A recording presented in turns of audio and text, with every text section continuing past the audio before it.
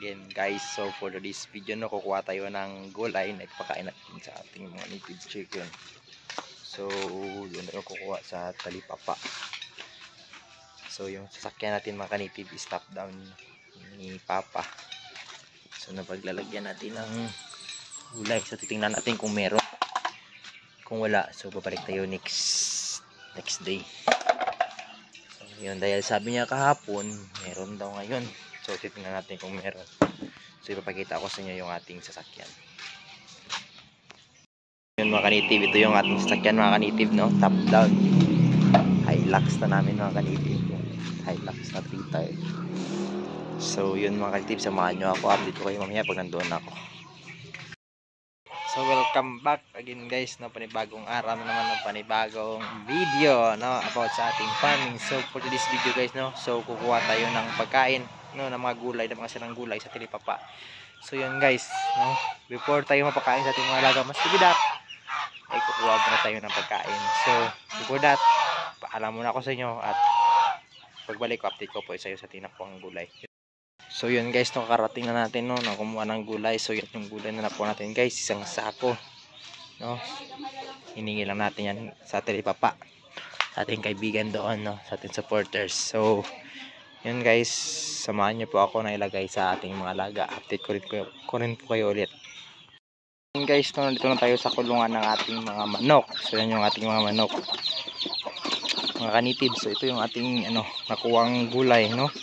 Mga repolyo yan mga kanitib, repolyo tsaka Japanese. So halo po yan, no.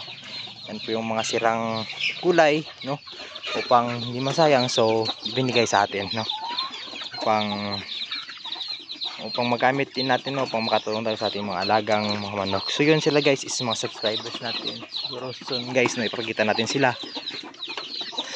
So kasi ngayon wala tayong tagahawak ng camera. So yun, so yung iba guys sa labas pa matakbo.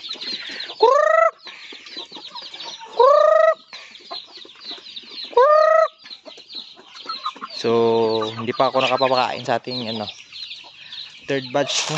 Sa ating second batch. So yan pa po sila. Yan, so naghihintay sila. And ito yung ating first batch. That's first batch ng ating 2024. So yun sila. So yun, update sa ating Rhode Island, no, na crossbreed sa native yan po, no, kabigyan natin dyan, no. So yun, naghahabulan yung mga alagang manok natin sa labas. So yan sila, no, kinukupa. So yung manok na yan guys, yan nakikita nyo po, yung malaki ay nangitlog yan ng dalawa guys, pero hindi ko alam ba't ngayon nangungupa siya. Pero parang siguro yan siya guys, no, parang binabay yan siya. Hindi ko alam ano nangyari sa kanya. And then yan yung mga alaga natin, no, mga nasa 50 plus siguro itong nasa labas. Nasa 50 plus. So yun yung hindi pa pumasok. Siguro nagtataka bakit may wheelbarrow doon. Yan guys. So yan mga nasa 1.5 na siguro yan ngayon. So yung last timbang ko nasa 1.3 na eh. 1.3 kilo. So yun guys, no, magbibigay mata ng pagkain sa ating batch 3 at batch 2. So update ko lang kayo guys at sa ating shamu, no. Update ko lang kayo. So yun mga kanitib, no, kakabigay lang natin ng pagkain sa ating mga alagang second batch and third batch. So yan yung mga manok natin mga kanitib, yung natirang pagkain sa second batch. So binigay na sa first batch, second batch binigay natin sa kanila. So yan na po sila. So sa mga nagtatanong dyan, no, kung ano yung pagkain natin, so Integra 2, corn grits at saka Ultra Pack. So yung Ultra Pack tsaka Integra 2 tsaka corn grits sinalo natin. Then nihalo pong kaunting Ultra Pack, pampalaki lang kasi proven tested na talaga yung Ultra Pack na pre-starter na pampalaki ng mga manok. Kahit yung ibang mga vlogger guys, yan yung sinasuggest. So sinubukan natin, talagang totoo nga po yan, no? So sa makikita nyo na din, yan sila kalaki. So yung ating Rhode Island na lalaki nagkamasakit, no, yung hiram sa atin ay unti-unti nang naaayos yung kanyang katawan. So kumakain na siya pero nangihina pa siya. Siguro mga nasa 3 days pa yan mga kanitib. So ganun na yan. So yung ating shamu, no, na parang half meter yung taas niya. Yan po. Yun, no, yan. Tingnan niyo po. Yan. So, yung kinakain na niya swap meat yan, so maabot niya pa, sobra pa yung ulo niya. Nasukat natin yan, no? Kasi tinitry natin ng for materials yan, mga kanitib. And then update ko rin po kayo sa ating mga nangingitlog at second batch. So sad to say mga kanitib, no, namatayan tayo ng isa, nalagasan. Yan talaga yung natin maiwasan, no, sa pag-aalaga ng manok, yung mamatayan.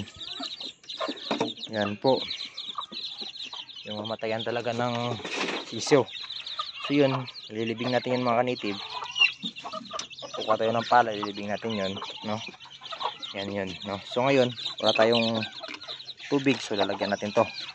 Sa mga nagtatanong kung ano yung pinapainom natin, is may halo po yung King's Vita Plus po. And then update ko kayo po sa ating mga nangingitlog na manok.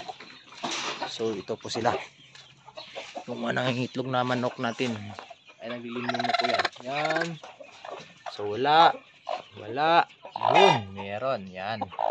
Siguro mga nasa first take, no, buwan ng March. Yan sila So dito meron din po idol, 3 yung naglilimin natin ngayon. Yan po. So yun guys, so magtitimpla tayo ng King's Vita Plus.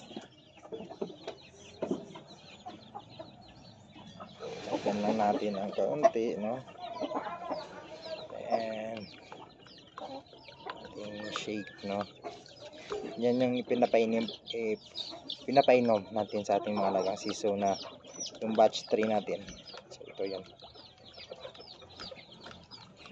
So kung maggamit po kayo nito mga kanitib, no, shake na po na mabuti para hindi po sayang. Kasi pag hindi nyo siya na shake na mabuti, so matitira po siya, maubos ng tubig. Kasi magiging parang po siya, kape na tinimpla mo siya sa hindi malamig, parang hindi siya matutunaw. So kailangan i-shake talaga siya ng mabuti para hindi sayang yung gamot, no, yung vitamins.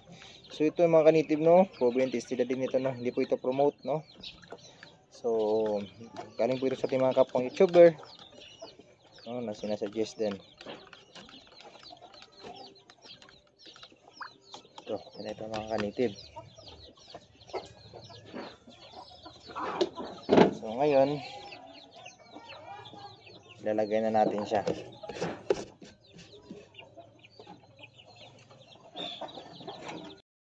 So for this video guys, ito lang po muna yung update sa ating mga native, no. So mga kanitib, sa mga hindi pa po nakasubscribe and nakaklik ng notification bell, so na po yung nyo, please click the notification bell and subscribe yung YouTube channel para palagi po kayong updated sa ating mga update sa ating Gregorio Native Farm, no, backyard. So yun na po at maraming salamat.